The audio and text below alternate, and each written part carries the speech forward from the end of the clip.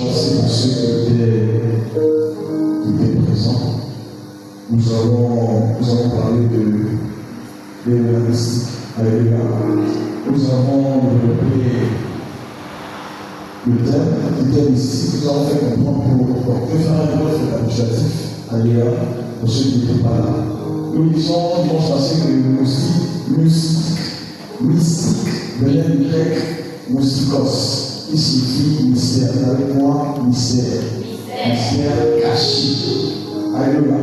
Quelque chose qui n'est pas connu. Parce que nous, dans notre jargon, en grandissant, on nous a toujours, bon, du moins la majorité pensait que le mystique fait référence forcément aux choses noires. Alléluia. Alors que le mystique, c'est pas ça. Le mystique est quelque chose qui est caché, quelque chose de secret. Alléluia. Un peu comme une révélation. Alléluia. Alors, le thème d'aujourd'hui, nous allons associer au mystique la croyance. Dites avec moi, mystique et croyance. Mystique et croyance. L'homme est naturellement un être doté de croyance. Amen.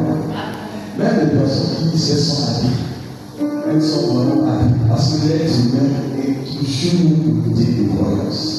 Lorsque tu dors et le même matin tu as la certitude de te réveiller, c'est déjà croyance. Qu'est-ce que tu penses que tu dois aujourd'hui, demain tu dois te réveiller? Si tu crois déjà que demain, à ton réveil, tu vas te réveiller, tu vas faire ceci, cela, c'est déjà une croyance. Tout être humain, alléluia, elle est forcément une croyance en Dieu, au diable, en quelque chose dans cette vie. Alléluia. Mais tout être humain est forcément convaincu d'une vérité. Alléluia. Est-ce que quelqu'un le suit? Alléluia. Et donc je disais, ce thème de ce matin, c'est mystique et croyance.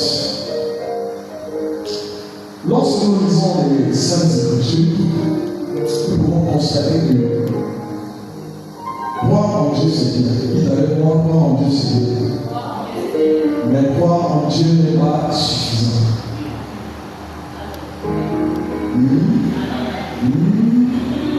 Croire en Dieu